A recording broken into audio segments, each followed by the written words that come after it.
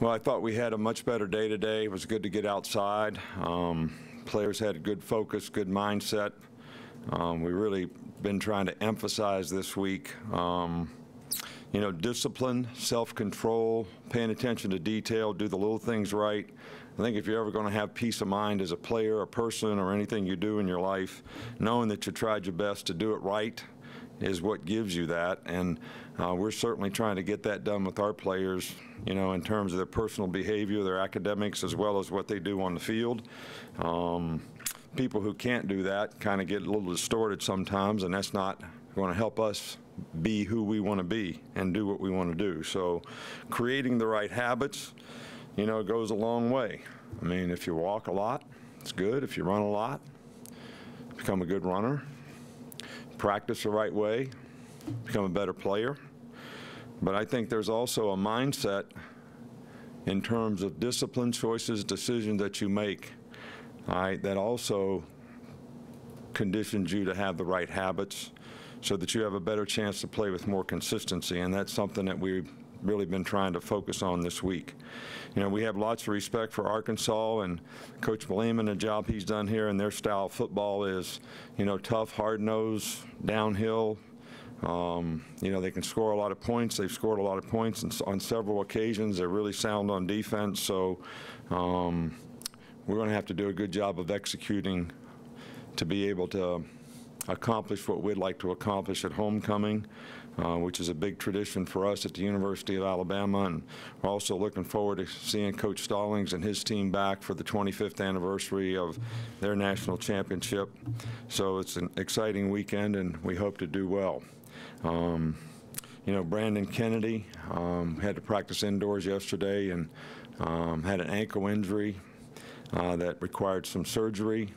So he's going to be out for an extended period of time, not knowing for sure how long at this point. Coach, we'll start here on the right with Chandler.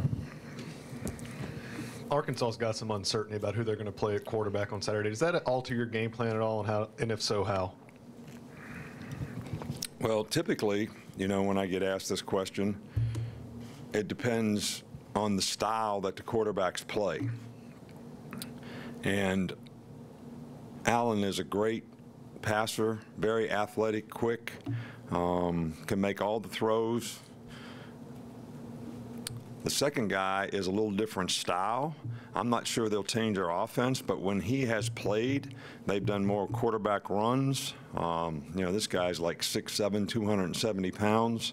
In fact, when I first started watching the film, I thought he was a wildcat quarterback that was a tight end, but as he's played more, he has a good arm, and he can throw the ball effectively, so the guy's a pretty good player. Now, we don't know if they'll change styles with him as a quarterback, so we have to prepare for some things that they could do with him, but we can't really change because we don't really know, and we'd be defending ghost, you know, if we tried to figure it out. Can't really figure it out, so we may have to adapt in the game. But wouldn't be unusual most times for us.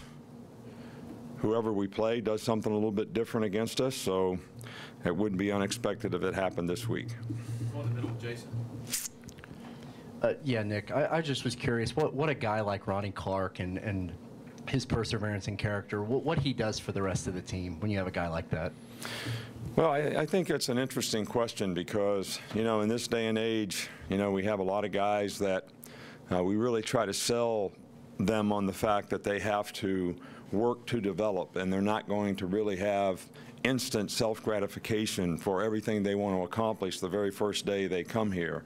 And guys like Ronnie Clark, I think, set a tremendous example, who's been here for 5 years, gone through 2 Achilles surgeries, never been a star player, but gets to play here and there a little bit. But there's not a more willing soul on our team to do whatever he needs to do for the team. If he needs to go to scout team, be a running back, he'll do it. He needs to get in goal line and be a fullback, he'll do it. He's got a great attitude, does everything like you'd like a guy to do. You know, there's a lot of stuff going on in this country right now about respect. Somebody doesn't respect me, I don't respect them. But there's no one that has any more self-respect, which I think is the most important thing, which means my character, my standard, how I live. It's not about how somebody else does something. Than Ronnie Clark. He has tremendous respect and leadership, and, you know, even though he's not a good, maybe the best player on the team, and maybe he doesn't play as much as some other guys, and maybe he's not even a star. But when it comes to having the right heart to be a competitor, to contribute to the team, nobody does it better. Come back over here, Michael. Yes, how would you describe the on-field personas of Anthony Everett and Levi Wallace? Say that again. The on-field persona of those two, how they are on the field. Like, You know, I guess I got to back up. I mean, I'm from West Virginia, so what exactly does persona mean? Is that the same thing as persona? sure. Okay. Well, you know, both guys are different. You know, they kind of quiet leaders that kind of go about their work. They don't say a lot to the other guys.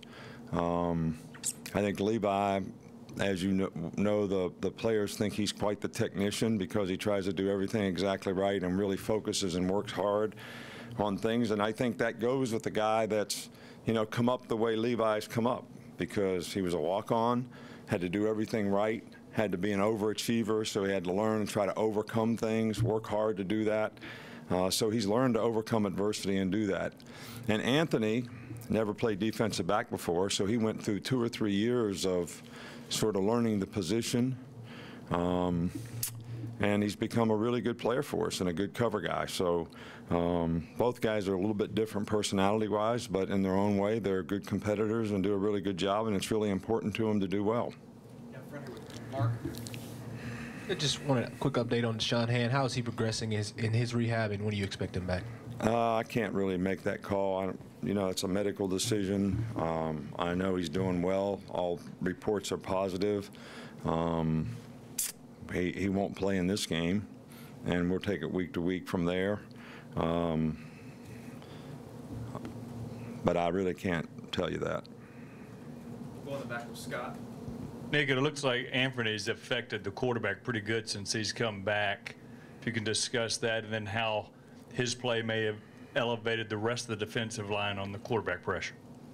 Well, Anthony Jennings was, you know, probably the one outside linebacker who had the most experience. Really strong, physical, good competitor, can pass rush.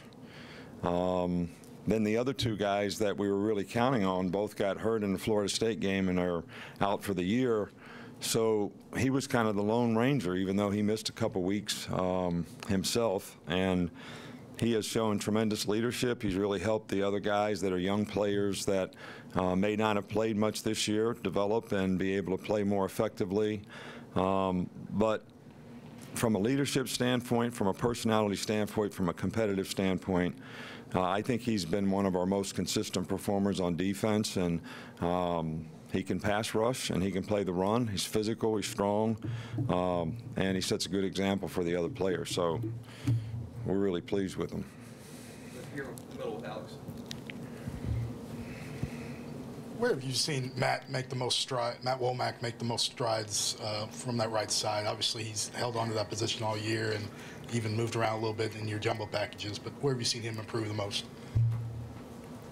Well, I think Matt's a smart guy that has really worked hard to develop the kind of strength and be physical enough to play. He's a fairly athletic guy. I think the thing that we keep working with him on is to play with better pad level, play lower so he can play with even more power, have a little better leverage in what he does. But he has been a good performer for us, and he's played well, and we're happy and pleased with the progress that he's made. And because he's got some versatility as a player, you know, he could play guard if we needed him to. That's very helpful too, as well, to help us get the best guys on the field if, you know, something does happen to someone, which we hope doesn't, but it could. And so he's done a nice job, really good job. Back with Reiner. How do you think Brian Daboll has mixed and matched personnel, and how much does that also kind of, I guess, increase the focus of the players, knowing that, you know, they have a chance to get on the field at any time? Well, I think that Brian has done a good job utilizing the players that we have. You know, hopefully we can even do a better job. I thought, you know, there was a few guys that we'd have liked to have seen play a little bit more in the last game. You know, we need to get Josh Jacobs involved a little bit more in the game. You know, Najee Harris is a very good player. We'd like to get him involved more in the game. I think the young receivers are making nice progress, Jerry Jeudy, Ruggs, Smitty, and I think we need to play those guys more. Because I think in the long run, those guys getting better is going to make us better.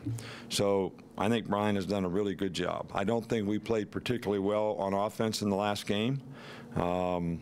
And there's a lot of reasons for that. You got to give Texas A&M a lot of credit for that, and I think we need to make some improvement. We didn't control the line of scrimmage like we need to. We made some explosive runs, but we didn't make consistent runs where we controlled and blocked, and we had trouble communicating up front because of the noise, which was a bit of an issue, especially on the offensive line. So we're focusing on trying to get those guys to improve so that maybe we can utilize more skilled players. I think that would help us. Damian Harris has been probably our most consistent guy. Him and Calvin Ridley have both been very productive and done a great job all year long, but we need more guys to be able to step up and, you know, be playmakers when we need them. I think when Calvin went out of the game, there was a little bit of an absence, you know, there of guys that could step up and make plays, and it actually hurt us with drop balls, lining up in illegal formations as receivers, fumbling the ball in a critical situation in the game, which allowed them to get back in the game. But those players are capable, and we have confidence in them, and they need to play with confidence. I feel sorry sometimes for some of our players who have a lot of pressure on them, a lot of anxiety created because they fear for their future. You know, they're not playing well enough. They're not catching enough passes. They're not doing enough to show somebody that they could play at the next level. And they put so much pressure on themselves that it really affects their performance because, you know, we want everybody to have high achievement motivation, but low anxiety, you know? I mean, confidence, great want to, but not a lot of anxiety and question marks and fear of failure.